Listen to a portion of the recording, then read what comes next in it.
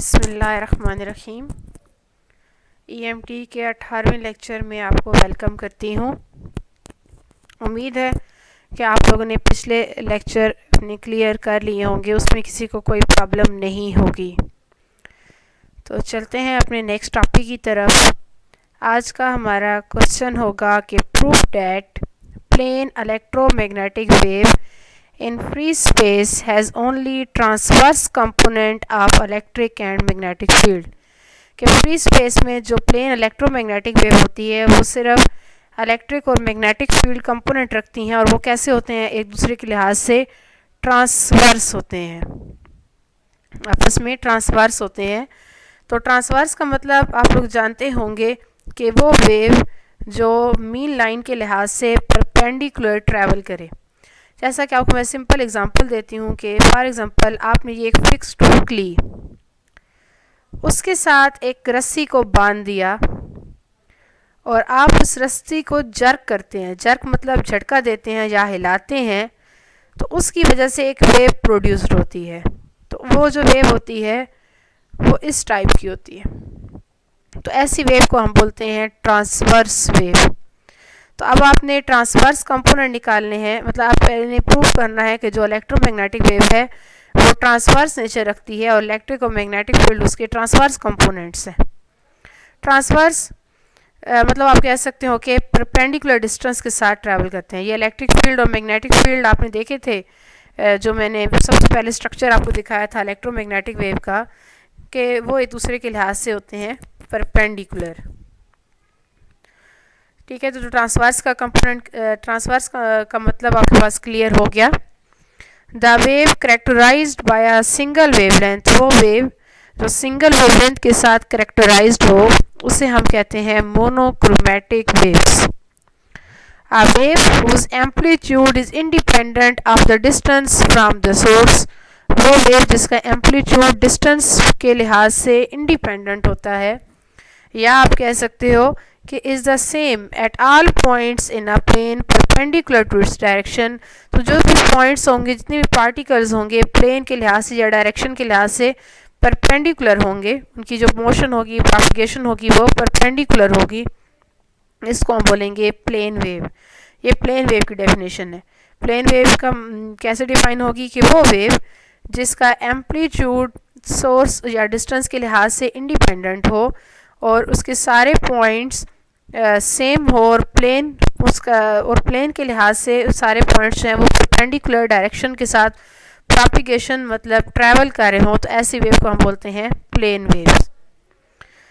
Next अब consideration चलेगी कि let us consider a monochromatic plane electromagnetic wave. Monochromatic का मतलब होता है कि जिसकी डायरेक्शन एक हो, स्पेसिफिक डायरेक्शन। मोनो मतलब एक।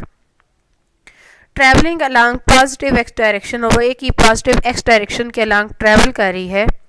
इसका मतलब है कि इलेक्ट्रिक और मैग्नेटिक फील्ड जो वेक्टर्स हैं वो फंक्शन है एक्स के, क्योंकि उनकी जो डायरेक्शन क्या है स्पेसिफाई करती है कि वो एक ही डायरेक्शन में ट्रैवल कर रहे हैं, और किस डायरेक्शन में, एक्स डायरेक्शन में ट्रैवल कर रहे हैं।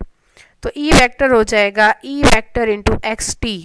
आपको पता है कि इलेक्ट्रोमैग्नेटिक वेव 4 डायमेंशनल वेव होती हैं। 4 डायमेंशनल किस तरह डिस्क्राइब करते हैं कि 3 आपके पास आ जाते हैं एक्स वाई जी कंपोनेंट, और चौथा जो होता है वो टाइम कोऑर्डिनेट आता है। तो यहाँ पर एक उसकी डायरेक्शन होगी, साथ में टाइम कोऑर्डिनेट हो गया। इस तरह बी वेक्टर हो गया B vector into x t, और इन दोनों इक्वेशंस को हम नाम देंगे इक्वेशन 1 का। ठीक है, इन दोनों इक्वेशन का नाम होगा equation 1। And their derivative respect to y and z must vanish. तो उनकी जो डेरिवेटिव्स हैं y और z वो लाजमी ज़ीरो होने चाहिए। किन के डेरिवेटिव? इक्वेशन 1 में जो कंपोनेंट्स इन्वॉल्व हैं e और b के डेरिवेटिव y और z के लिहाज से लाजमी ज़ीरो होने चाहिए। क्यों? क्योंकि जो इलेक्ट्रिक फील्ड और मैग्नेटिक फील्ड हैं वो फंक्शन किसके है, x का है। तो अंडरस्टूड बात है कि y और z के लिहाज से वो ज़ीरो होंगे, मतलब उनका डेरिवेटिव ज़ीरो होगा। For example in case of electric field vector E V can write. तो इलेक्ट्रिक फील्ड ई वेक्टर को हम कैसे लिखेंगे? ई वेक्टर का रिस्पेक्ट टू वाई डेरिवेटिव क्या है, ज़ीरो, या आप उसको ऐसे लिख सकते हो कि E Y over partial Y equal to zero. E Y का क्या मतलब है कि इलेक्ट्रिक फील्ड का वाई कंपोनेंट। इसी तरह partial E over partial Z equal to zero, और partial E Z over partial Z equal to zero, मतलब जी के लिहाज से और वाई के लिहाज से दोनों का डेरिवेटिव क्या रहेगा, ज़ीरो रहेगा।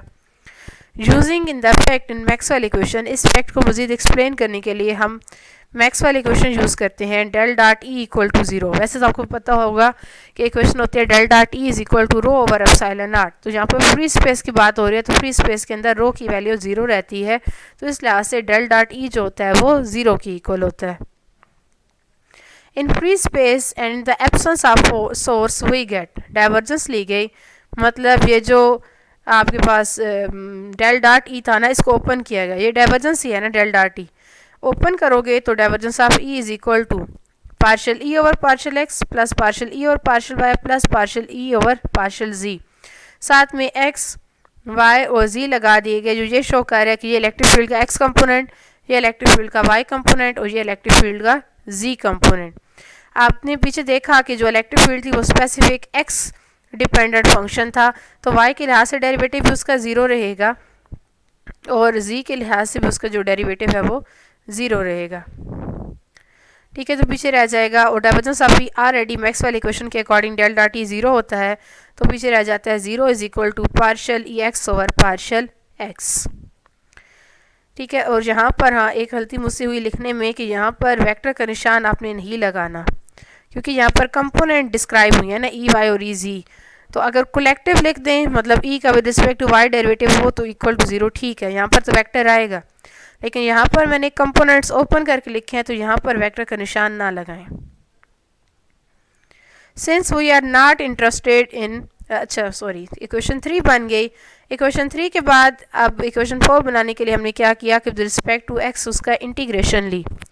इंटीग्रेशन लोगे तो ज़ीरो की इंटीग्रेशन क्या होती है, कांस्टेंट, तो E x equal to constant, ये बन जाएगी equation 4। Since we are not interested in uniform field, हम यूनिफॉर्म फील्ड के अंदर इंटरेस्ट नहीं थे, लेकिन वेव सेट के अंदर ई एक्स को इक्वल टू ज़ीरो लेट किया गया, but in waves we set E x equal to zero. इसका मतलब क्या है कि this means that electromagnetic wave propagate only y component. इसका मतलब हुआ कि इलेक्ट्रिक फील्ड को हमने E x equal to zero तो ले लिया, लेकिन वेव फिर प्रोपिगेट करी थी वाई कंपोनेंट के अलॉन्ग एंड जी कंपोनेंट, आपस में ये परपेंडिकुलर थे। अच्छा, एक बात क्लियर करती जाऊँ कि जैसा कि मैक्सवेल इक्वेशंस के अंदर हम बात कर रहे हैं इलेक्ट्रोमैग्नेटिक वेव की, और इलेक्ट्रोमैग्नेटिक वेव में जो प्रोपिगेशन हो रही होती है, प्रोपिगेशन का मतलब कि अपनी जगह जो चेंज कर रहे होते हैं, जैसा कि ये एक वेव मैं ड्रा करती हूँ, ठीक है, इस तरह यहाँ पर दूसरी भी वेव आ रही होती है जो इस पर परपेंडिकुलर होती है, इस तरह का एक हेक्सा वो जीन्स टाइप स्ट्रक्चर बनता है। फॉर एग्जांपल ये अगर इलेक्ट्रिक फील्ड कंपोनेंट था तो नेक्स्ट टाइम इलेक्ट्रिक फील्ड जो है वो नीचे की तरफ आ रही होती है, इस तरह इलेक्ट्रिक फील्ड अगर फिर ऊपर जाती है तो नेक्स्ट टाइम फिर इलेक्ट्रिक फील्ड नीचे आ रही होती है, इस तरह मैग्नेटिक फील्ड के साथ भी चेंज होते जाते हैं। मतलब वेव एक खुद स्पेसिफिक डायरेक्शन में मूव कर रही है, लेकिन जो उसके कंपोनेंट्स हैं वो वाई और जी के अलॉन्ग वेरिएबल है या वेरिएशन दिखा रहे हैं। फॉर एग्जांपल एक्स के अलॉन्ग ये मूव तो कर रही है, लेकिन इलेक्ट्रिक फील्ड किसके अलॉन्ग प्रोपिगेट कर रही होगी या किसके अलॉन्ग इलेक्ट्रिक फील्ड की डायरेक्शन क्या होगी, तो वो वाई और जी होगी।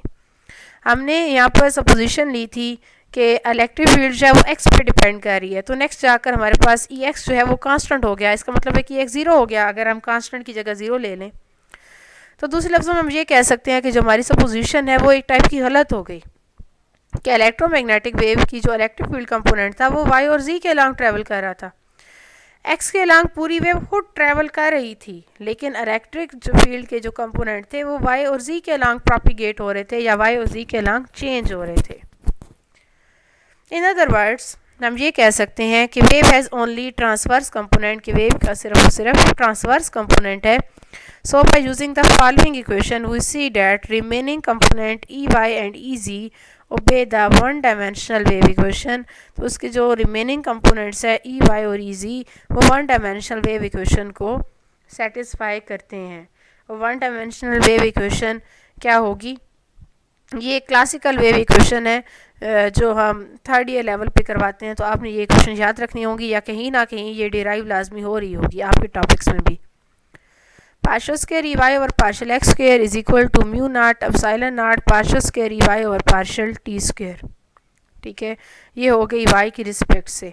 और म्यू नाट एप्सिलॉन नाट को उन्होंने लिख दिया 1/c²। आपको याद होगा कि c को मैंने लिखवाया था कि c इक्वल होता है, स्नेल लॉ के अंदर भी आई थिंक सो यूज़ किया था, और एक और टॉपिक था उसके अंदर भी यूज़ किया था कि c इक्वल होता है 1/√ऑफ म्यू नाट इंटू एप्सिलॉन नाट।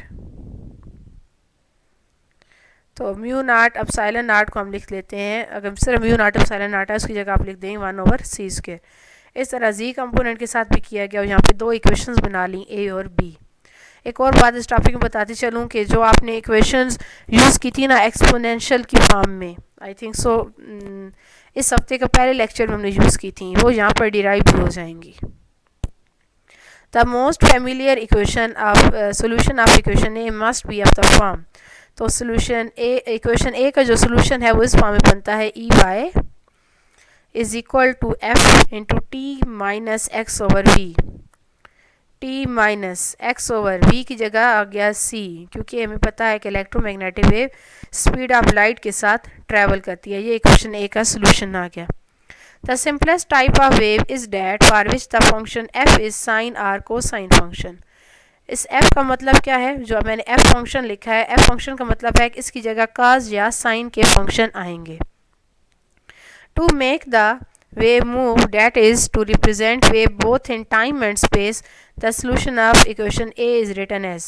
अगर आप मज़ीद इस इक्वेशन ए के सोल्यूशन को रिप्रेजेंट करें तो इस टाइप में भी हो सकता है, मतलब एफ फंक्शन की जगह ये चीज़ आ सकती है E naught cos of omega into T minus X over C. T minus X over C तो आप कह सकते हैं कि एक टाइप की डिपेंडेंस की जगह आ रहा है या थीटा की जगह आ रहा है। E Y is equal to E naught cos of omega T को अंदर मल्टीप्लाई करवा दिया तो omega T minus omega X over C. इसी तरह ओमेगा एक्स बाई सी है ना, तो ओमेगा बाई सी को मैंने लिख दिया के, ये भी हमने यूज़ किया था I think so Snell law में। K is equal to omega by V, V यहाँ पर सी है ना, मतलब वेलोसिटी जो है वो स्पीड ऑफ लाइट की फॉर्म में ट्रैवल कर रही होती है, तो v जो वेलोसिटी है उसकी जगह आपके पास आ जाएगा c, c is the speed of light where k is equal to omega by c। और अगर आपने ये फॉर्म बनानी हो ना 2 पाई ओवर लैम्डा की, तो वो कैसे बनती है वो मैं आपको फॉर्म बना कर दिखाती हूँ। तो k is equal to omega by c की फॉर्म है, तो ओमेगा जो होती है वो एंगुलर फ्रिक्वेंसी होती है और वो होता है 2 पाई f, ठीक है 2 पाई f। और नीचे आ गया c, आपने ये फॉर्म भी पढ़ रखी है v is equal to F lambda. ये तो 9th में आप रिलेशन पढ़ते हो v is equal to F lambda का। यहाँ पर v की जगह क्या आ गया c, तो वहाँ पर भी आप लगा दो f इंटू लेमडा। तो ये वाला f और ऊपर वाले f के साथ हो जाएगा कैंसिल, तो ये फॉर्म बन जाएगी 2 पाई ओवर लेमडा। इसको हम बोलते हैं एंगुलर वेव नंबर और डिफाइन करते हैं number of wave length is 2 pi distance. इस तरह ई को भी एक्सप्लेन किया। ये आप देख सकते हो ना सोल्यूशन किसके मैं एक्सप्लेन कर रही थी, इक्वेशन ए के, और इक्वेशन ए जो थी वो वाई डिपेंडेंट इक्वेशन थी। अब हम इक्वेशन बी को यूज़ करते हैं और इक्वेशन बी जो है उसका सोल्यूशन देखते हैं, और वो जी डिपेंडेंट इक्वेशन थी। तो सिमिलरली हमने लिख दिया जैसे हमने इक्वेशन सोल्यूशन वाई के अंदर देखा कि E Z is equal to E naught cos of omega T minus K X, ये बन गई equation 5। Starting with the equation divergence of B equal to 0 in a similar fashion, जैसा हमने वहाँ पर शुरू किया था ना इलेक्ट्रिक फील्ड को del dot E equal to 0, इस तरह यहाँ पर भी शुरू करेंगे del dot B equal to 0। So there is a component of E along the direction of propagation that is along X direction. So यहाँ पर डायरेक्ट मैंने जनरल रिजल्ट लिखे हैं, वहाँ पर इलेक्ट्रिक फील्ड को एक्सप्लेन करके बताया ना जैसे जैसे हुआ, ये पीछे आपने सारी स्लाइड्स के अंदर देखा है। तो इसी तरह यहाँ पर मैग्नेटिक फील्ड के भी साथ सेम ट्रीटमेंट होनी है, लेकिन शॉर्टकट फॉर्म में आप कह सकते हो कि सिमिलरली रिजल्ट लिख दिए गए। वैसे भी आपकी क्लास सिमिलरली रिजल्ट पे होश रहती थी, पेज की बचत हो गई है। So B Y is equal to B naught cos of omega T minus K X, ये होगी इक्वेशन 6, और बी जी इक्वल हो गई B naught cos of omega T minus K X, ये होगी equation 7। Finally we can write the solution of Maxwell equation in free space as, अब तीनों को लिखें तो E Y is equal to E naught cos of omega T minus K X. यहाँ तक solution तो आपने देखा था, इसमें एक सिर्फ थीटा जो है वो एक्स्ट्रा आ रहा है। इसमें जो थीटा होता है ना वो फेज एंगल होता है। अब फेज एंगल क्या होता है, वो एंगल जिस एंगल के साथ वेव ट्रैवल करती है। फॉर एग्ज़ाम्पल मैं सिंपली वेव की बात करती हूँ कि कुछ वेव्स होती हैं जो मैक्सिमा से शुरू करती हैं, ठीक है। अगर मैक्सिमा से शुरू करें ना तो यहाँ पर एंगल मतलब जो थीटा होता है वो 90 डिग्री होता है।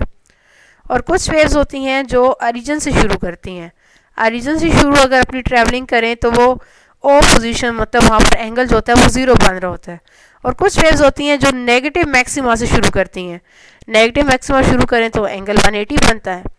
तो इस तरह वेरिएशन आती रहती हैं। तो डेट्स वाई यहाँ पर थीटा साथ में तीनों इक्वेशन के साथ लगाया गया कि जैसे जैसे इलेक्ट्रिक फील्ड मैग्नेटिक फील्ड के कंपोनेंट वेरी करते हैं तो उस लिहाज से एंगल भी साथ मौजूद हो।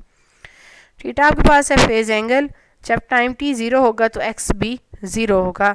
ये जस्ट अपोजिशन ली गई कि जब हम एक्सपेरिमेंट करते हैं तो उस टाइम अगर टाइम हम 0 पर एक्सपेरिमेंट स्टार्ट लेते हैं तो मुमकिन है कि वहाँ पर वेव ने भी कोई डिस्प्लेसमेंट कवर ना किया हो, डिस्प्लेसमेंट भी 0 पर मौजूद हो। और अब इक्वेशन को हम ऐसे भी लिख सकते हैं कि E Y is equal to E naught E की power iota omega T minus K X plus theta. Math के अंदर आप लिखते होते हो ना कि एक्सपोनेंशियल की फॉर्म में लिखते हो, फिर एक्सपोनेंशियल को ओपन करके आप लिखते हो cos theta plus sine theta. लेकिन यहाँ पर अगर आप पीछे सोल्यूशन की तरफ जाएं तो हमारे पास सिर्फ कास कंपोनेंट्स हैं। और कास कौन सा होता है? रियल। और साइन थीटा के साथ आयोटा आता है, आपको याद होगा cos theta plus iota sine theta. और अगर आपको मेरा इस हफ्ते का पहला लेक्चर याद हो तो उसमें मैंने कहा था कि ई एक्सपोनेंशियल फैक्टर का मतलब क्या है कि हम सिर्फ रियल कंपोनेंट यूज़ कर रहे हैं। तो cos omega T minus K X plus theta that is a real component. तो अब इसे एक्सपोनेंशियल फॉर्म में लिख दें तो E Z is equal to E naught E की power iota omega T minus K X plus theta, B Y is equal to B naught E की power iota omega T minus K X plus theta, B Z is equal to B naught E की power iota omega T minus K X plus theta. तो ये चार हमारे पास equation बन जाती हैं। Where it is understood that we mean only that real part. Thus we conclude that solution of Maxwell equation in free space involve transverse electric and magnetic field perpendicular to the direction of wave propagation represented by the wave propagation is k vector is equal to k into x unit vector. ये I think so कल वाले topic में हमने किया है कि k vector को हम क्या लिखते थे? Magnitude into unit vector. मज़ीद कोई इस लेक्चर में किसी को कोई प्रॉब्लम हुई तो मुझसे डिस्कस कर लेगा। और ओवरऑल प्रॉब्लम क्रिएट आएगी नहीं क्योंकि क्लियर कट सा एक क्वेश्चन है। मैं मानती हूँ कि सेक्शन 2 थोड़ा सा मुश्किल है लेकिन बहुत ज़्यादा टफ आप लोगों के लिए नहीं होगा और उसको बहुत टफ समझ के कीजिएगा भी नहीं। जो चीज़ माइंड में एक बैठ जाए ना कि ये बहुत टफ है, ऐसे है वैसे, और फिर कभी भी प्रिपेयर नहीं होती। इजी से इजी समझाने की कोशिश करूँगी और आप भी इसको इजी वे में लेकर ही तैयार करने की कोशिश करें तो इंशाल्लाह बहुत अच्छी हमारी प्रिपरेशन हो जाएगी। कोई प्रॉब्लम हो तो डिस्कस कर लें। तब तक के लिए अल्लाह हाफिज़।